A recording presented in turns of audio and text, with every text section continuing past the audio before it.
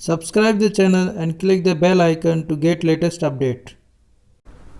Hello students, Amrit Dahiya tutorial में आपका फिर से स्वागत है और आप देख रहे हैं डॉक्टर अमृत दहिया को। तो फ्रेंड्स, इस वीडियो में जो हम डिस्कस करेंगे एल्ब्यूगो के बारे में। एक्चुअली आपके सिलेबस में देखिए क्या है कि जो बीएससी फर्स्ट ईयर के अंदर प्लांट पैथोलॉजी का पोर्शन है, तो उसमें डिफरेंट क्लासेज के डिफरेंट मेंबर्स हैं जिनके बारे में एग्जाम में पूछा जाता है। बुक्स के अंदर इस तरीके से दे रखा है कि हर क्लास के 2 या 3 मेंबर दे रखे हैं।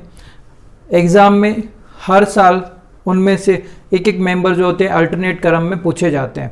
ठीक है, तो वो आपको पता होना चाहिए कि लास्ट ईयर कौन सा पूछा गया था, तो इस बार हमें कौन सा तैयार करना चाहिए। ठीक है, कई बार ये भी होता है कि 3-3 नंबर के क्वेश्चन भी जो है पूछ लिए जाते हैं, तो कई बार दोनों ही लास्ट ईयर जो आया था मेंबर उसमें पूछ लिया जाता है। तो कंक्लूजन ये है कि मेंबर सारे ही पढ़ने, बट कम से कम एक जो मेंबर है वो आपका अच्छे से तैयार होना चाहिए, जो कि एग्जाम में आने की पॉसिबिलिटी है। दूसरा, अगर आ जाए जो लास्ट ईयर रिपीट हो गया, ठीक है, अगर वो रिपीट होता है तो भी आपको पता होना चाहिए कि हाँ इसके बारे में कुछ है, ताकि आप एग्जाम में लिख सकें। तो ये तो था मेरा इसमें रिकमेंडेशन कि किस तरीके से मेंबर्स जो है एग्जाम के पॉइंट ऑफ व्यू आपके तैयार होने चाहिए। अब देखिए इस एल्ब्यूगो के बारे में हम पढ़ते हैं। ठीक है, सबसे पहले देखिए क्या है ये जो डिजीज़ कोज करता है, क्योंकि इसमें क्या है क्वेश्चन आपके बुक्स में इस तरीके से दे रखा है। पहले जो है मेंबर के बारे में समझाया जाता है, उसके बाद में डिजीज़ का एक्सप्लेनेशन होता है। एग्जाम में डायरेक्ट डिजीज़ भी पूछ ली जाती है, तो क्वेश्चन कुछ इस तरीके से आता है। कई बार मेंबर भी पूछ लिया जाता है, बट मोस्ट ऑफ चांसेस ये होते हैं कि आपसे डिजीज़ के बारे में लिखने के लिए कहा जाता है। तो डिजीज़ आपको कब समझ में आएगी, जब आपको मेंबर पता होगा। ठीक है, इसीलिए बुक्स के अंदर पहले मेंबर को समझाया जाता है, उसके बाद में जो डिजीज़ के बारे में बताया जाता है। तो हम जो है साथ ही साथ स्टडी करेंगे, अलग अलग नहीं देखेंगे कि क्या है। ठीक है, एक साथ ही हम जो देख लेंगे, जैसे कि मैं आपको डिजीज़ के पॉइंट्स बताऊंगा तो उसी के अंदर एक्सप्लेन कर दूंगा कि बुक्स में भी क्या होता है, लिखा हुआ तो है बट वो समझ में नहीं आता। समझ में कब आता है, जब आप मेंबर पढ़ लेते हो। ठीक है, तो इसीलिए हम जो है डिजीज़ के अकॉर्डिंग चलेंगे कि एग्जाम में कैसे लिखना है, और बीच में जो है समझाते हुए चलेंगे कि चीज़ों को किस तरीके से समझना है। ठीक है, तो मेरे साथ बने रहिए लास्ट तक। तो इसमें देखिए सबसे पहले ये जो वाइट रस्ट इन मस्टर्ड है, तो वाइट रस्ट जो मस्टर्ड के अंदर डिजीज़ होती है वो किसकी वजह से होती है, एल्ब्यूगो। ठीक है, और एल्ब्यूगो में भी स्पेसिफिक देखा जाए कि कौन सी स्पीसीज है, तो वो स्पीसीज है एल्ब्यूगो कैंडिडा। ठीक है, एल्ब्यूगो कैंडिडा। तो ये जो स्पीसीज है, ठीक है, एक्चुअली देखो मैं बता देता हूँ आपको कि एल्ब्यूगो जो है वर्ल्ड वाइड होता है, पूरे विश्व में आपको देखने को मिलेगा। बट साथ ही साथ इंडिया की अगर हम बात करें तो लगभग 20+ इसकी स्पीसीज जो है वो आपको देखने को मिलेगी। एल्ब्यूगो जो है वो एंजियोस्पर्म प्लांट जो होते हैं उनको इन्फेक्ट करता है, ये पॉइंट आपको पता होना चाहिए। सेकेंड पॉइंट ये पता होना चाहिए कि एल्ब्यूगो की जो स्पीसीज है वो अलग अलग प्लांट्स को इन्फेक्ट करती है। बट ये जो स्पेसिफिक है एल्ब्यूगो कैंडिडा, ये स्पेसिफिकली क्रूसीफर प्लांट, जैसे कि मस्टर्ड जो है वो क्या है, ब्रेसिका कैम्पेस्ट्रिस, तो ये जो है स्पेसिफिक हो गया कि ब्रेसिकेसी मेंबर, इसी के साथ मूली जैसे होती है जिसे हम रेडिस कहते हैं इंग्लिश में, और बॉटनिकल नेम में उसका क्या है, रेफिनस सटाइवा। तो ये जो है मस्टर्ड, और आप 2 एग्जाम्पल याद रख सकते हैं, मस्टर्ड का याद रख सकते हैं और रेडिस का रख सकते हैं। ठीक है, तो ये 2 एग्जाम्पल हैं हमारे पास में। पता क्या होना चाहिए कि एल्ब्यूगो कैंडिडा जो है वो क्रूसीफेरी और ब्रेसिकेसी फैमिली के जो मेंबर्स होते हैं उनको इन्फेक्ट करता है। ठीक है, तो ये तो है बेसिक। ठीक है, तो सबसे पहले वाइट रस्ट इन मस्टर्ड, तो ये हमारे पास में क्या हो गया, पैथोजन हो गया, मतलब रोग कौन पैदा करता है। ठीक है, नेक्स्ट हमें क्या पता होना चाहिए डिजीज में, इसका होस्ट। ठीक है, मतलब ये किस में डिजीज कोज करता है, तो स्पेसिफिक हो गया। एंड एल्ब्यूगो कैंडिडा जो है वो किसके अंदर करता है, तो आप लिख सकते हैं कि मेंबर्स ऑफ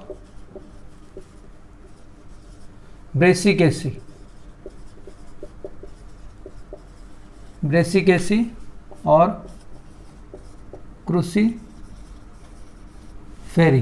ठीक है, तो ये जो है आपको पता होना चाहिए, members of Brassicaceae and Cruciferae. Example जो है हमारे पास में इनके 2 एग्जाम्पल हैं, जैसे कि मस्टर्ड एंड रेडिस। ठीक है, तो 2 एग्जाम्पल आप याद कर लीजिए। तो ये तो हुआ हमारे पास में पैथोजन कौन सा है, और ये इसका होस्ट कौन सा है। फिर एग्जाम में एक्चुअली आपकी बुक्स में पॉइंट दे रखा है कि इसका डिस्ट्रीब्यूशन जो है कि वितरण भी आपको पता होना चाहिए। तो वो वितरण देखा जाए तो ये वर्ल्ड वाइड है, ठीक है। और इंडिया में अगर देखा जाए तो इसकी लगभग 20 प्लस स्पीसीज है, 25 स्पीसीज हम लिख सकते हैं, 25 स्पीसीज जो हैं आपको देखने को मिलेगी, ठीक है। नेक्स्ट पॉइंट है इसमें डिजीज़ के अंदर ही इसका सिम्टम्स, ठीक है। सिम्टम्स में देखिए क्या है, वैसे तो ये हम आगे पढ़ लेंगे तब हमें समझ में आएगा, बट फिर भी मैं आपको बेसिकली तौर पे बता देता हूँ कि जैसे कोई सरसों लगी हुई है, ठीक है, या मूली जो लगी हुई है, ठीक है, मस्टर्ड या रेडिश जो है वो लगी हुई है, आपको कैसे पता चलेगा कि उसके अंदर एल्ब्यूगो कैंडिडा ने इन्फेक्शन किया है।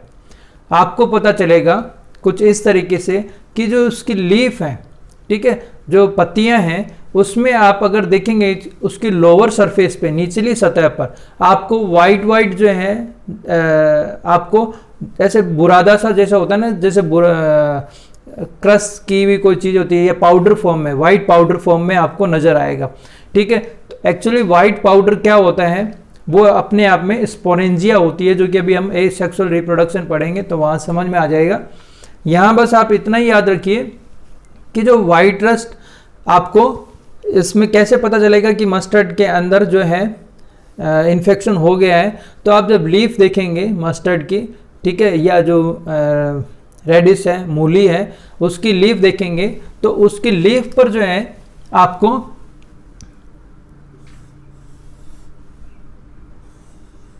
ये इसका स्टेम बना देते हैं और ये जो है रेफेनस की लीफ बना देते हैं, ठीक है। तो जो लोअर सरफेस होगी, ठीक है, हम ये मान लेते हैं इसकी लोअर सरफेस है और इस पे इस तरीके से ये हमारे पास तो कलर इस तरीके से ही है, तो यहाँ पर कुछ इस तरीके से आपको वाइट रस्ट जो है वो देखने को मिलेगा, ठीक है, वाइट रस्ट, ठीक है। तो ये पाउडर फॉर्म में होता है, निचली सरफेस पे आपको देखने को मिलेगा। कब? जब डिजीज ज़्यादा नहीं है, ठीक है, ये पॉइंट भी ध्यान रखना है। वाइट रस्ट लीफ पे रहता है, सिर्फ पाउडर फॉर्म में दिखाई देगा और लीफ की लोअर सरफेस पे। बट कब? जब सिम्टम्स कम है, लक्षण कम है, रोग जो है प्लांट के अंदर कम है। बट प्लांट में जब रोग बढ़ता है, ठीक है, तो जो तना होता है, तना जो होता है वो ओवर ग्रोथ करता है, मोटा हो जाता है। साथ ही साथ जो इनफ्लोरेसेंस है इसमें, वो भी कुछ आपको इस तरीके से जो है स्ट्रक्चर बनी हुई आपको उसमें दिखाई देगी, तो वो भी क्या होगा, ओवर ग्रोथ कर लेता है। इसके अलावा फ्लावर जो है, फ्लावर में भी आप देखेंगे कुछ अलग शेप बन जाती है, तो ये हम लिख सकते हैं हाइपरट्रॉफिक स्टेम, और ये जो है वो है हाइपरट्रॉफिक इनफ्लोरेसेंस, ठीक है। तो ये सिम्टम्स हैं, मतलब सिम्टम्स के अंदर होगा क्या कि लीफ, जैसे लीफ की लोअर सरफेस पे, ठीक है, ये क्या है, लोअर सरफेस है, यहाँ मैं लिख देता हूँ लोअर सरफेस, निचली सतह। तो यहाँ पर जो लोअर सरफेस है लीफ की, उस पर आपको वाइट रस्ट दिखाई देंगे। वाइट रस्ट एक्चुअली अपने आप में क्या है, यहाँ पर स्पोरेंजिया है, ठीक है, स्पोरेंजिया बाहर निकल जाते हैं पत्ती की जो सतह होती है, सरफेस जो होती है, एपिडर्मिस जो होती है, उसे तोड़कर, ठीक है, तो उसकी वजह से वाइट पाउडर सा दिखाई देता है। वाइट पाउडर अपने आप में क्या है, स्पोरेंजिया है। हम आगे देखेंगे क्या होती है, बाकी यहाँ सिम्टम्स में हम समझ लेते हैं। साथ ही साथ स्टेम और जो इनफ्लोरेसेंस होता है वो ओवर ग्रोथ कर लेता है, और उसे क्या कहते हैं, हाइपरट्रॉफिक स्टेम और हाइपरट्रॉफिक इनफ्लोरेसेंस। अब देखिए यहाँ पर अगर आपको नहीं पता है तो हाइपरट्रॉफिक टर्म हमने यूज किए, हाइपरप्लेसिया भी यूज किया जाता है। हाइपरट्रॉफी और हाइपरप्लेसिया का मतलब होता है कि जब सेल्स ज़्यादा ग्रोथ करती है तो उसे हम क्या कहते हैं, हाइपरट्रॉफी और हाइपरप्लेसिया, और जब सेल्स कम ग्रोथ करती है तो उसे कहा जाता है हाइपोप्लेसिया, ठीक है, हाइपरट्रॉफी एंड, ठीक है। तो इस तरीके से जब सेल्स ज़्यादा ग्रोथ करती है, यहाँ मैं लिख देता हूँ ठीक है। वैसे तो ये सिम्टम्स में हम आप पहले पढ़ते हैं, ठीक है, आपने देखा होगा वहाँ। तो एक्चुअली क्या है, हाइपरट्रॉफी या हाइपरप्लेसिया, हाइपरप्लेसिया ये जो है इसका मतलब है ओवरग्रोथ ऑफ सेल, और वहीं हाइपरप्लेसिया हाइपोप्लेसिया,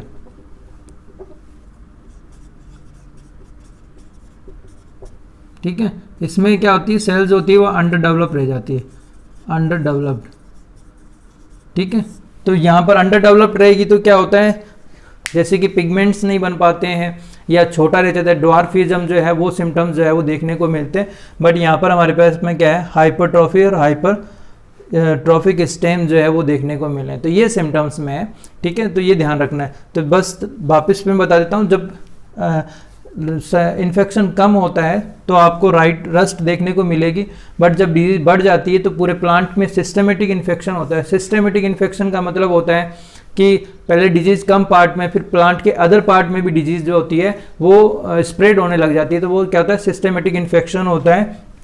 और सिस्टमेटिक इन्फेक्शन मतलब सीवियर कंडीशन, तो वहाँ पर क्या होगा, प्लांट के अदर पार्ट जैसे कि स्टेम है, इनफ्लोरेसेंस है, इनमें भी जो है डिजीज़ होने लग जाती है, और वो सिम्टम्स में दिखाई कैसे देती है, हाइपरट्रॉफी के रूप में, ठीक है। आई थिंक मुझे आपको ये समझ में आ गया होगा। अब इसके बाद में जो है हम इसमें देखेंगे कि इसमें रिप्रोडक्शन कैसे होता है, और एटिमोलॉजी जो है वो हम समझने की कोशिश करेंगे, ठीक है। बट फिर भी एक पॉइंट अपना यहाँ पर जो रह गया वो ये रह गया, ठीक है। हमारे पास में इसका जो क्लासिफिकेशन है वो हमने नहीं मिस कर दिया। तो एल्बिगो कैंडिडा का अगर क्लासिफिकेशन देखा जाए तो देखिए डिवीजन जो है इसका क्या है, यू माइकोटा है, ठीक है। डिवीजन क्या है, यू माइकोटा है। सब डिवीजन क्या है इसका, सब डिवीजन में आपको यहां पर लिखना होगा मैस्टिगोमाइकोटीना। क्लास एल्बिगो की क्या है, ऊमाइसिटीज, ठीक है।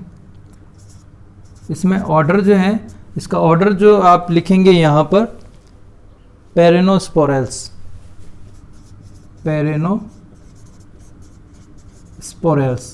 ठीक है। फैमिली जो है इसकी इसी से बन जाएगी, एल्ब्यूजिनेसी,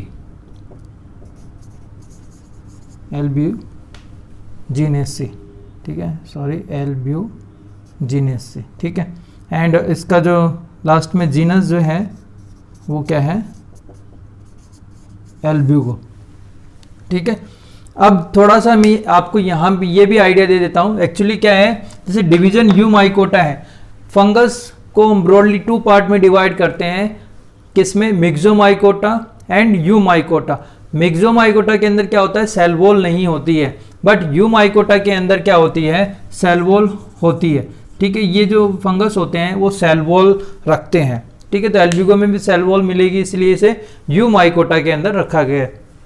नेक्स्ट क्या है, सब डिवीजन में क्या है, मैस्टिगोमाइकोटेना। इसके अंदर क्या होता है, जूस्पोर बनते हैं, ठीक है। तो आपको एल्बिगो के अंदर भी जूस्पोर बनते हुए दिखाई देंगे। तो मैस्टिगोमाइकोटेना के अंदर क्या होता है, जूस्पोर बनते हैं, तो ये आपको पता होना चाहिए।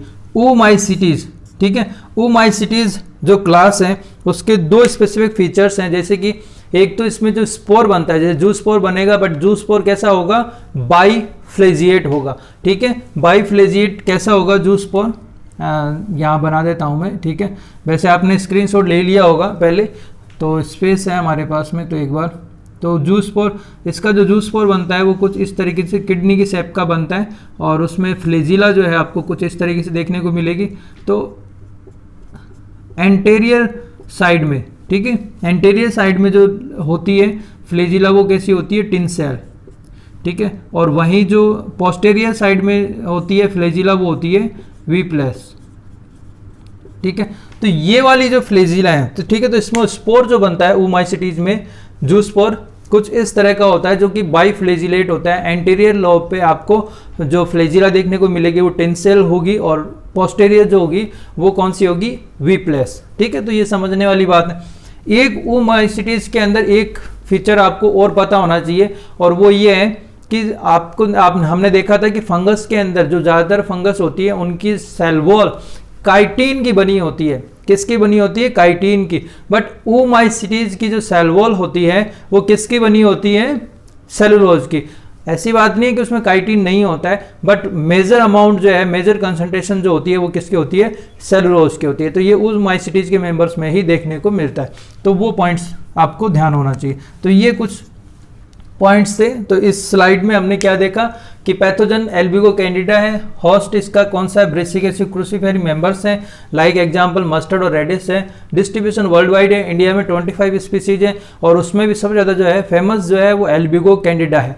ठीक है, इसके अलावा इसमें सिम्टम्स में क्या देखते हैं, जब हम लो इनिशियल कंडीशन होती है तो वहाँ पर इसमें आपको वाइट रस्ट दिखाई देता है लोअर सरफेस पे। वाइट रस्ट जो है अपने आप में क्या है, स्पोरेंजिया है, जो कि पत्ती की जो लीफ की सरफेस है उसके फट जाने के, ब्रस्ट होने की वजह से जो है ऊपर की तरफ आ गए हैं और वाइट फॉर्म में दिखाई देते हैं, वाइट पाउडर की तरह।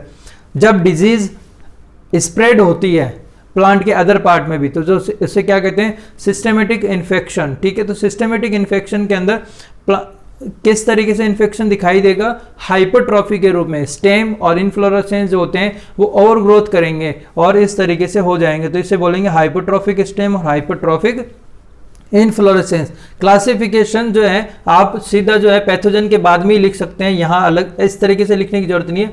नोट्स में आप पैथोजन एल्बिगो कैंडिडा लिख के उसकी सिस्टमेटिक पोजीशन जो है वो कुछ इस तरीके से बता सकते हैं। फिर भी याद रखने के लिए क्या पता होना चाहिए कि डिवीजन जो है वो यू माइकोटा है। यू माइकोटा का मतलब है कि इसमें सेल वॉल प्रेजेंट होती है, इसीलिए इसे यू माइकोटा के अंदर रखा गया। सब डिवीजन जो है वो क्या है, मेस्टिगो माइकोटिना है, इसलिए क्योंकि इसमें जूस्पोर प्रेजेंट होते थे, एल्बिगो के अंदर जूस्पोर होते हैं, इसलिए इसे मेस्टिगो माइकोटिना के अंदर रखा गया है। क्लास ओमाइसिटीज, ओमाइसिटीज इसलिए क्योंकि इसमें जूस्पोर बनते हैं, और जूस्पोर भी कैसे होते हैं, बाइफ्लैजिलेट। ठीक है, और दूसरी बात इसकी सेल वॉल के अंदर आपको सेलुलोज देखने को मिलेगा, तो ये एल्बिगो के अंदर है, इसीलिए इसे ओमाइसिटीज के अंदर रखा गया है। तो ये है इसका सिस्टमेटिक पोजीशन जो कि आपको पता होना चाहिए। नेक्स्ट इसमें हम देखेंगे कि इसके अंदर एसेक्सुअल और सेक्सुअल रिप्रोडक्शन किस तरीके से।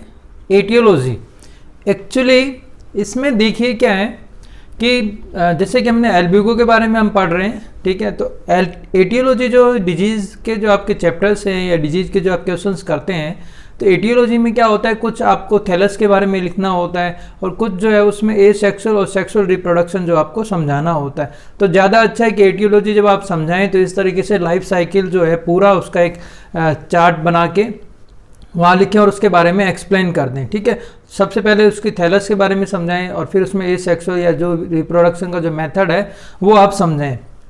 ठीक है, तो इसी में हम ये देखेंगे कि इसका जो एटियोलॉजी वाला पार्ट है जिसके अंदर आपको बताना है कि एल्बिगो कैसा होता है, कैसा इसका थैलस होता है, माइसीलियम उसका कैसा होता है, और उसमें एसेक्सुअल और सेक्सुअल रिप्रोडक्शन जो होता है वो किस तरीके से होता है। ठीक है, तो वो जो है हम यहाँ पर समझने की कोशिश करेंगे। काफ़ी इजी है। देखिए सबसे पहले आप मैं आपको बता देता हूँ, यहाँ हमने दो पाथवे बनाए हैं, एक तो एसेक्सुअल रिप्रोडक्शन का है और एक सेक्सुअल रिप्रोडक्शन का है। ठीक है, अब देखिए इसके बाद में ये स्टार्ट कहाँ से हो रहा है, यहाँ से, थैलस से। ठीक है, थैलस से स्टार्ट हुआ है और एसेक्सुअल रिप्रोडक्शन हुआ और उससे फिर से वापस से थैलस बन गया, और सेक्सुअल रिप्रोडक्शन हुआ और उससे बाद में वापस थैलस बन गया। ठीक है, तो सबसे पहले तो हम इसका थैलस देख लेते हैं कि इसका जो एक्चुअली जो एल्बिगो जो है, ठीक है, वो अपने आप में जो फंगस है वो किस तरह का फंगस है। ठीक है, तो ये हम समझेंगे। तो इसमें देखिए ये सेल्स हैं, ठीक है, ये दोनों तरफ इसके क्या सेल्स हैं और बीच में इसका जो हाइफी है वो बन रखा है। हाइफी मिलकर क्या बना देते हैं, माइसीलियम। ठीक है, तो इस तरीके से तो इसका अब ये क्या है, कवक तंतु है, हाइफी है। ठीक है, और ये दो सेल्स के बीच में उपस्थित है। इसका जैसे व्यू लेना हो हमें कि किस तरीके से होता है, तो ये देखिए लीफ है, ये लीफ की सेल्स हैं। ठीक है, लीफ की एपिडर्मिस है और अंदर की तरफ मेसोफिल सेल्स हैं और इनके बीच में जो है इस तरीके से कवक तंतु अरेंज है। हमने पूरा माइसीलियम जाल नहीं बनाया समझाने के लिए कि सेल्स के बीच में कवक तंतु किस तरीके से होता है। तो इसकी मेसोफिल्स की सेल्स हैं दोनों तरफ, इस तरफ ये देखिए, और उनके बीच में कवक तंतु है। तो सेम हमने यहाँ भी क्या बनाई है, सेल्स बनाई है और उसके बीच में जो है कवक तंतु उपस्थित दिखाया है। ठीक है, तो आप समझ गए। तो सबसे पहले तो आप ये लिख लीजिए कि ये जो फंगस होता है वो कैसा है, इंटरसेलुलर है। ये सेल्स के बीच में प्रेजेंट होता है, सेल्स के अंदर नहीं, सेल्स के बीच में। ठीक है, तो लीफ की जो सेल्स हैं उनके बीच के अंदर, ठीक है, सेल्स के बीच में जो स्पेस होता है, इंटरसेलुलर स्पेस होता है, वहां पर ये माइसीलियम अपना बनाता है। फर्स्ट पॉइंट तो कैसा है, ये इंटरसेलुलर। दूसरा, इसमें देखिए इसमें सेप्टा प्रेजेंट नहीं है। ठीक है, अगर सेप्टा होते तो हम यहाँ सेप्टा बनाते, तो इस तरीके से जो न्यूक्लियस की कंडीशन है वो कैसी है, सिनोसेंट्रिक है। तो ये अपने आप में कैसा है, ए सेप्टेट है। और साथ ही साथ आपको मैंने बताया था आपको, ठीक है, तो फाइकोमाइसिटीज या ooमाइसिटीज की हम बात करें तो ooमाइसिटीज के अंदर मेंबर जो है वो आपको कैसे देखने को मिलेंगे, ए सेप्टेट। तो फर्स्ट पॉइंट तो लिखना है इंटरसेलुलर, दूसरा पॉइंट आपको लिखना है थैलस के बारे में कैसा होता है, ए सेप्टेट होता है। थर्ड पॉइंट लिखिए कि ये ब्रांच्ड होता है। ठीक है, तो ये कैसा है, इंटरसेलुलर, ठीक है, सिनोसेंट्रिक और अनब्रांच्ड। ठीक है, इसका मतलब क्या हो गया कि ये अंतरकोशिकीय है, संकेंद्रिक है और शाखित होता है। तो इसका तंतु जो होता है कुछ इस तरह का होता है। ठीक है, साथ ही साथ इसमें आप देखिए सेल्स के अंदर यहाँ पर ये स्ट्रक्चर जो आपको दिखाई दे रही है, ये क्या है, हस्टोरिया। ठीक है, तो इसके अंदर क्या है, ये अपने आप में क्या है, ऑब्लिगेट पैरासाइट है। क्या है ये, ऑब्लिगेट पैरासाइट। एल्ब्यूगो क्या है, Albugo parasite. Albugo obligate parasite का मतलब होता है कि इसके पास कोई और अल्टरनेट नहीं है पैरासाइट होने के अलावा। अगर इसे जीवित रहना है तो इसे पैरासाइट बनना ही पड़ेगा, अदरवाइज ये जीवित नहीं रह सकता। तो ऑब्लिगेट पैरासाइट है, अविकल्पी परजीवी। ठीक है, तो ये सेल्स के बीच में उपस्थित है। 4 पॉइंट हो गए। फिर क्या है, इसमें देखिए, इसमें जो स्ट्रक्चर बनी हुई है कि इसका जो कवक तंतु है, जो हाइफी है, वो क्या कर लेता है, इस तरीके से स्ट्रक्चर डेवलप कर लेता है सेल्स के अंदर, और इनको हम क्या कहते हैं, हस्टोरिया, HAUSTORIA, हस्टोरिया। ठीक है, हस्टोरिया जो होता है उसकी 3 पार्ट में मिलकर बनता है। इसका जो सबसे नीचे वाला पार्ट है, जैसे कि आप ये देख रहे हैं, जो कि कवक तंतु के साथ है, उससे बोलते हैं हम इसमें कॉलर पार्ट। फिर इसमें जो ये जो बीच में बारीक सब बीच में जो बनी हुई है वो है नेक, जैसे कि हमारी नेक होती है, और ये जो है ये है इसका बॉडी पार्ट। ठीक है, तो कुछ इस तरीके से जो ये होता है। तो हस्टोरिया जो है कुछ इस तरीके से स्ट्रक्चर बना लेते हैं, स्ट्रक्चर होती है, और ये क्या करती हैं, एब्जॉर्ब करने का काम करती है। तो थैलस के बारे में इतना ही। फिर से बता देता हूँ कि जो एल्ब्यूगो जो होता है उसका थैलस जो होता है वो इंटरसेलुलर होता है, ए सेप्टेट होता है, ब्रांच्ड होता है। ठीक है, ये अपने आप में क्या है, ऑब्लिगेट पैरासाइट है। ठीक है, और ये हस्टोरिया स्ट्रक्चर डेवलप करता है फॉर एब्जॉर्प्शन। ठीक है, तो ये पॉइंट्स आपको पता होने चाहिए। अब जो है इसमें देखिए रिप्रोडक्शन। रिप्रोडक्शन जो है एल्ब्यूगो के अंदर ए सेक्सुअल और सेक्सुअल रिप्रोडक्शन होता है। ए सेक्सुअल रिप्रोडक्शन मीनिंग इसमें जैसे जनन संरचनाएं बनती है, बट वो स्पोर के फॉर्म में बनती है अलग से, जैसे कि मेल या फीमेल स्ट्रक्चर नहीं बनती है। अगर मेल और फीमेल स्ट्रक्चर बन रही है और न्यूक्लियस का कॉम्बिनेशन हो रहा है तो वो होता है सेक्सुअल रिप्रोडक्शन। अगर न्यूक्लियस का जो कॉम्बिनेशन नहीं बन रहा है, 2 न्यूक्लियस आपस में नहीं फ्यूज हो रहे हैं, तो वो होता है ए सेक्सुअल रिप्रोडक्शन। तो यहाँ पर आप देखिए कि ए सेक्सुअल रिप्रोडक्शन होगा, ठीक है, और सेक्सुअल रिप्रोडक्शन होगा। तो पहले हम जो है यहाँ पर ए सेक्सुअल रिप्रोडक्शन जो है वो समझ लेते हैं। ठीक है, अब इसमें देखिए है क्या, ध्यान से देखते रहना आप मेरे साथ में। ये इसका थैलस है। ठीक है, थैलस के अंदर, ठीक है, जैसे ये इस तरीके से सेल्स में प्रेजेंट होता है, जैसे कि लीफ होगी, क्रूसीफेरी के जो मेंबर्स हैं उनकी जो लीफ होगी, उनकी लीफ के बीच में इस तरीके से इंटरसेलुलर होने की वजह से ये क्या बना लेते हैं, कवक तंतु, हाइफी बना लेता है। ठीक है, माइसीलियम डेवलप होगा। ठीक है, तो इस तरीके से सेल्स के बीच में रहता है। तो इसमें जब ए सेक्सुअल रिप्रोडक्शन होगा तो कवक तंतु वर्क करता है एज ए स्पोरेंजियोफोर। फंगस के अंदर सेक्सुअल रिप्रोडक्शन दो तरीके से होता है, स्पोरेंजियोफोर के थ्रू और कॉनिडियोफोर के थ्रू। ठीक है, तो स्पोरेंजियोफोर जो होते हैं वो कवक तंतु के बीच में बनते हैं और कॉनिडिया जो होते हैं वो किनारे पे बनते हैं, तो ये डिफरेंस है। और साथ ही साथ स्पोरेंजियोफोर के अंदर दो तरह के स्पोर बनते हैं, एक तो जू स्पोर जो कि मोटाइल होते हैं और एक होते हैं नॉन मोटाइल जिन्हें हम बोलते हैं एप्लेनोस्पोर। ठीक है, तो वो आप बेसिक में पढ़ते हैं। हम यहाँ पर क्या बात कर रहे हैं, स्पोरेंजियोफोर की। ठीक है, तो यहाँ कवक तंतु जो है वो किस में कन्वर्ट हो गया, स्पोरेंजियोफोर में। ठीक है, और ये क्या बनाएगा, स्पोरेंजिया। ठीक है, तो इसमें थोड़ा सा समझ लीजिए कि जैसे कि यहाँ पर ये कवक तंतु था और ये किसमें, स्पोरेंजियोफोर में कन्वर्ट हो गया। ठीक है, तो इसमें कई सारे जो हैं इस तरीके से न्यूक्लियस अरेंज हो जाते हैं। अब ये क्या होगा, स्ट्रक्चर गोल हो जाएगी। ठीक है, तो यहाँ पर ये इस तरीके से गोल हो जाएगी। ठीक है, और इस तरीके से यहाँ पर लिंक स्थापित हो जाएगा। ठीक है, अब क्या होगा, ये जो कॉलर, ये वाला जो पार्ट है जहाँ ये जॉइंट है, तो इस तरीके से ये जेलेटिनस जेली फॉर्म में होता है और इस तरीके से बन जाता है। इसके नीचे जब स्पोरेंजिया बनेगी तो वो भी किस तरीके से बनेगी, कुछ इसी तरीके से, पर वो कहाँ बनेगी, इसके नीचे। मतलब यहाँ पर स्पोरेंजिया जो पहले बनी वो फर्स्ट नंबर की है, दूसरे नंबर की स्पोरेंजिया जो बनेगी वो इसके नीचे ही बनेगी। ठीक है, ठीक है, और वो बनेगी तो वो किस तरीके से बन जाएगी, वो भी कुछ इस तरीके जैसे ये बनी थी। ठीक है, सेम कुछ इस तरीके से बन जाएगी।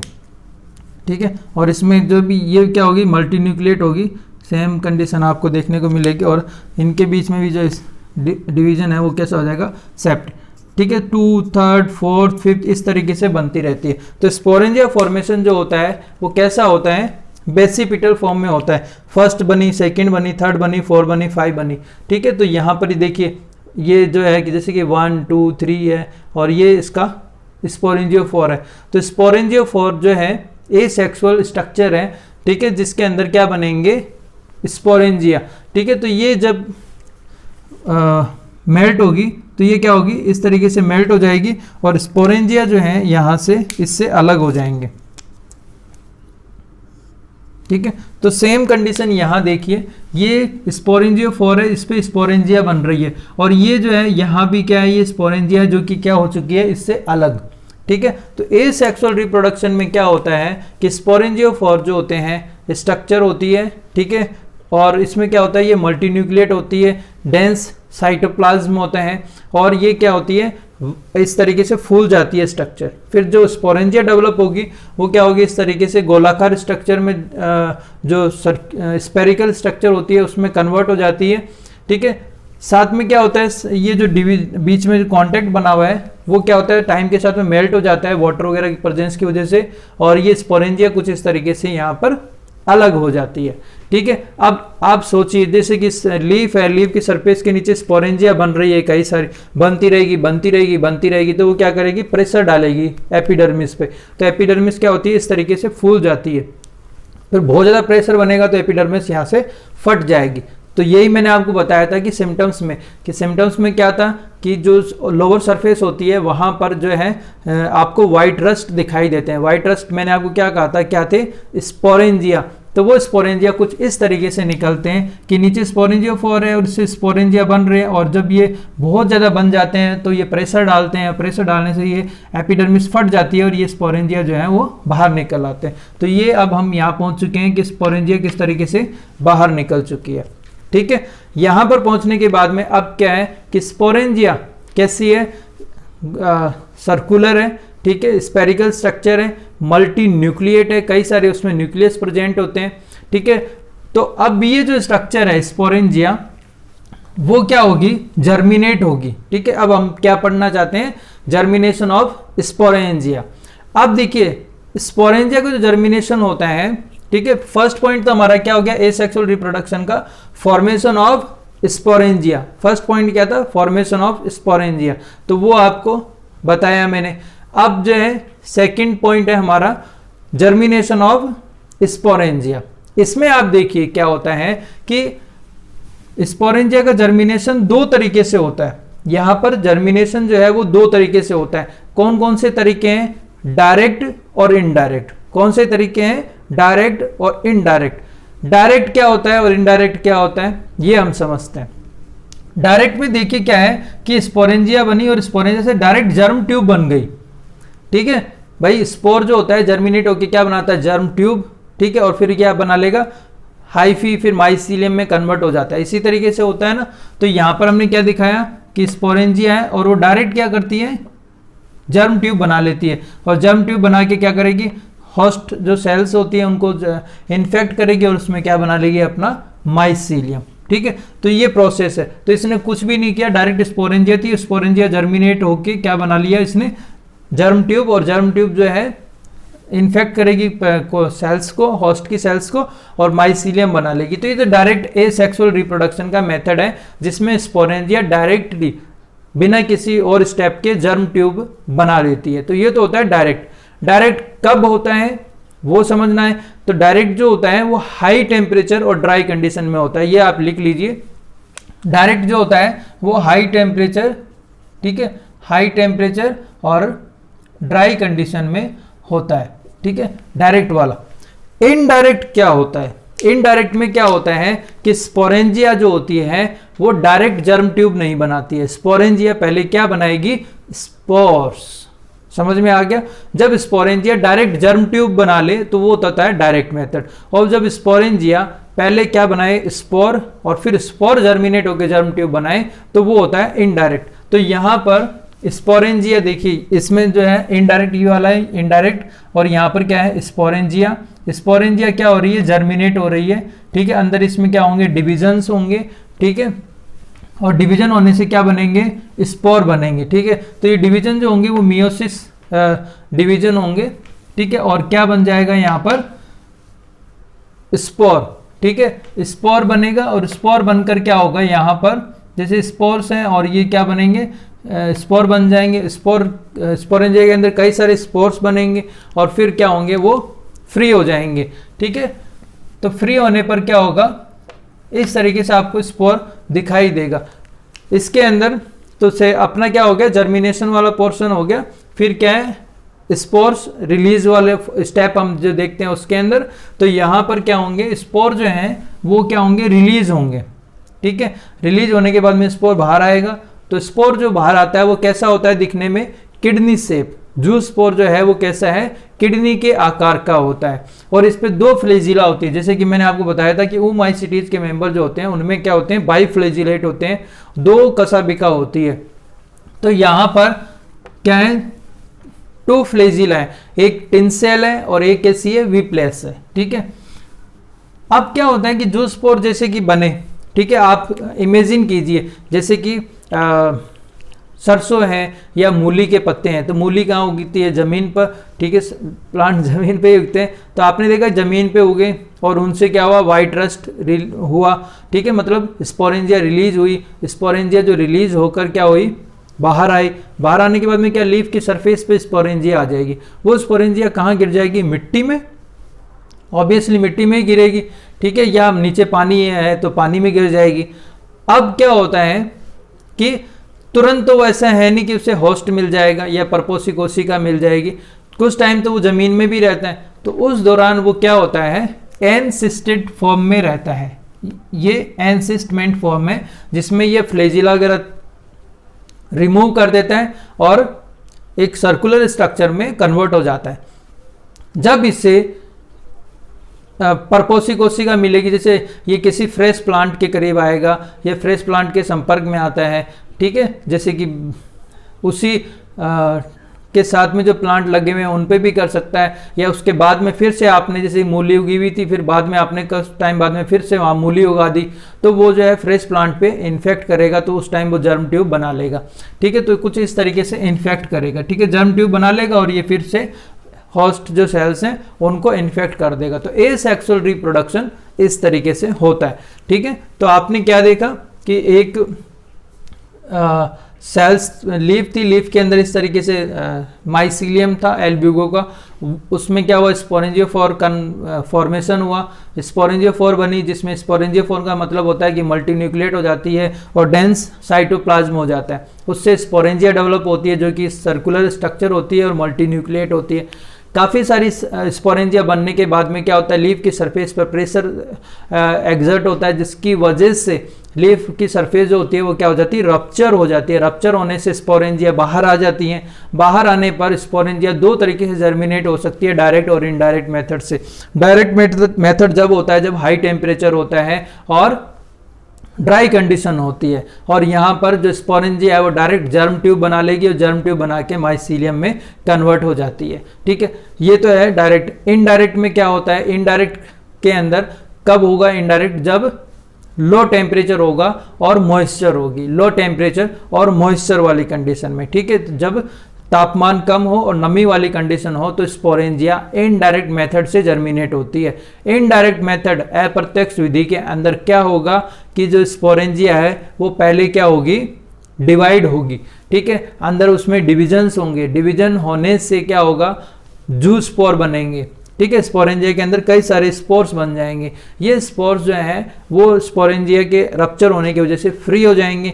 फ्री होने पर ये जो है कैसा होगा, जू स्पोर किडनी शेप होगा और इस पे दो फ्लैजिला होगी, एक तो टिंसेल और एक वीप्लेस। अब क्या होगा, मिट्टी में कुछ समय के लिए निष्क्रिय अवस्था में रहते हैं जिसे एनसिस्टमेंट कहा जाता है। जब इसे कोई होस्ट मिल जाएगा, परपोसी कोशिका मिल जाएगी, तो ये क्या करेगा, जर्म ट्यूब बनाएगा और जर्म ट्यूब बना के माइसीलियम में कन्वर्ट हो जाएगा। तो ये था एसेक्सुअल रिप्रोडक्शन। सेक्सुअल रिप्रोडक्शन देखिए क्या है।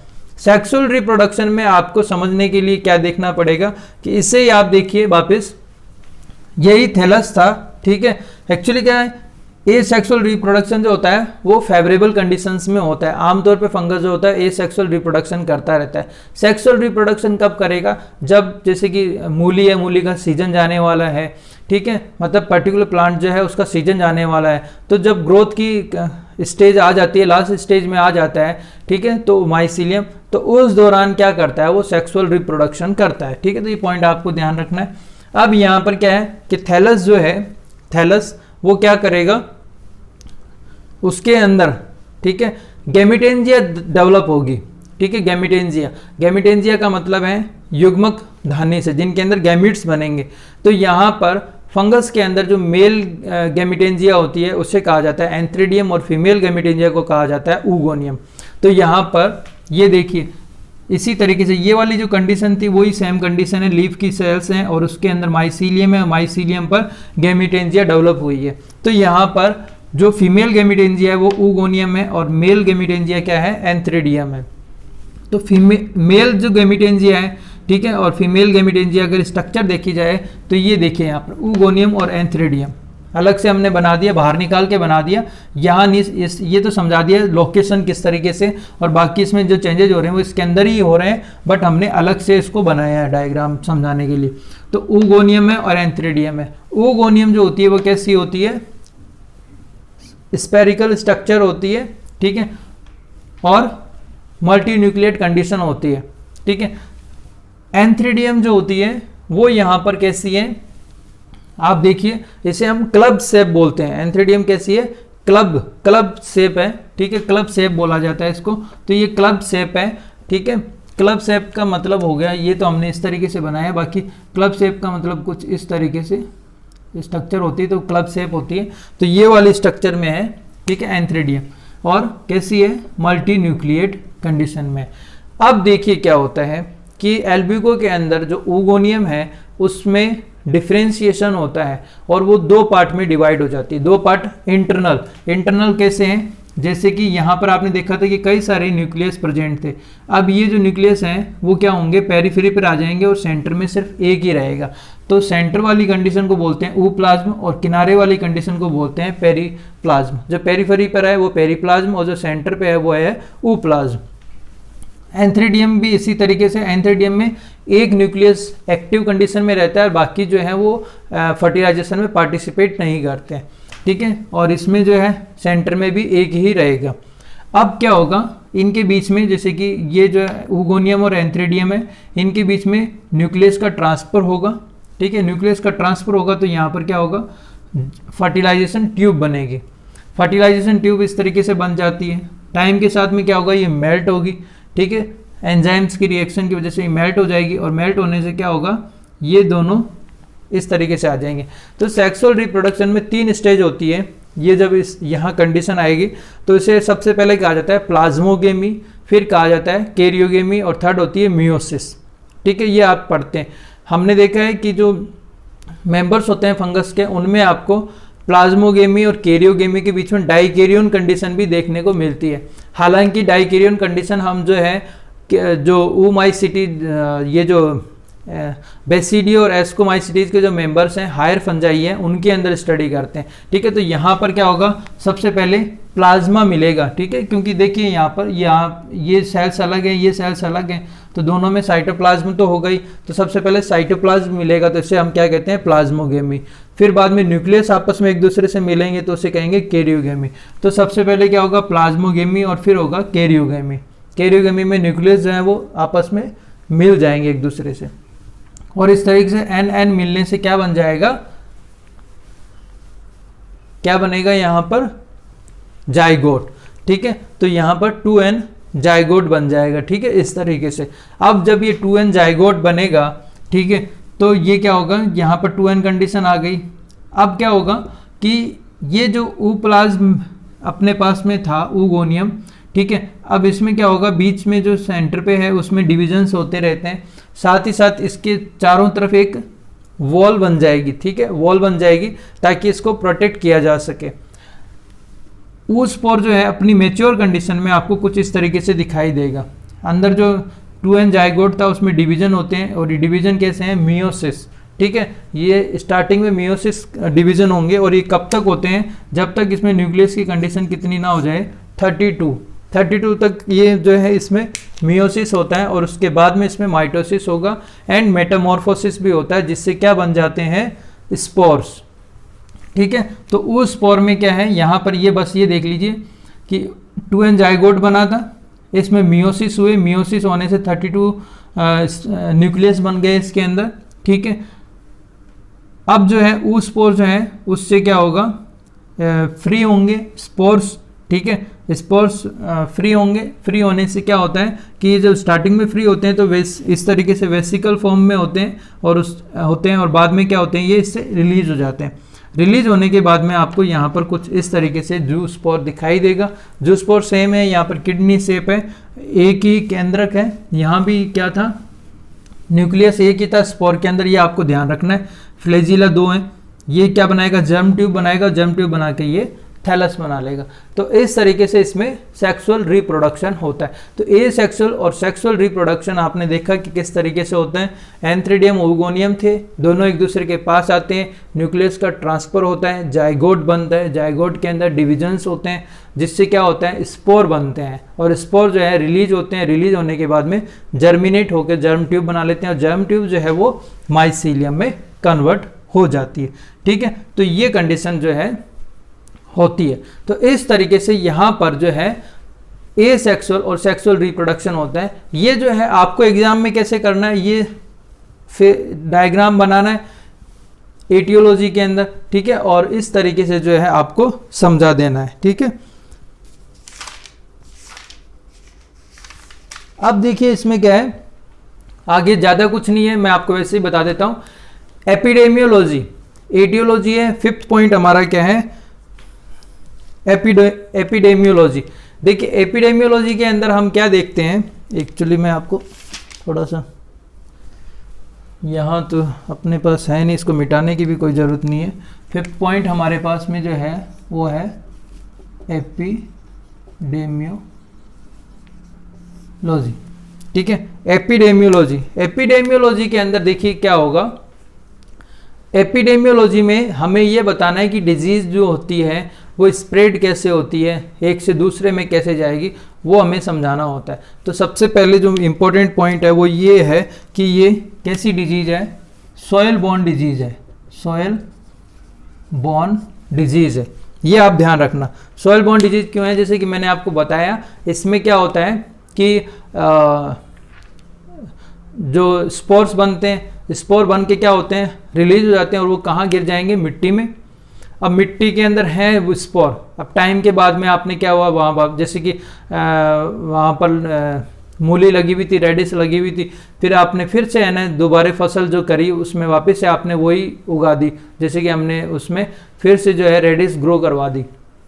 तो होगा क्या, क्योंकि वो होस्ट फंगस जो होता है वो अपने होस्ट के लिए स्पेसिफिक होता है, वो जिसमें डिजीज पैदा करता है उसी में ही करता है, ऐसे नहीं दूसरे में किसी में भी कर दिया चल तू आ गया कोई बात नहीं, जैसे कि आपने वहाँ गेहूँ लगा दिया गेहूँ में कर दिया, ऐसा नहीं होता। जैसे कि एल्ब्यूको है तो क्रूसिफर जो मेंबर्स होंगे उन्हीं में रोग पैदा करेगा, ठीक है। तो आप वहाँ पर क्रूसिफर मेंबर लगाएंगे तो ही उसमें रोग स्प्रेड होगा, अदरवाइज डिजीज स्प्रेड नहीं होगी।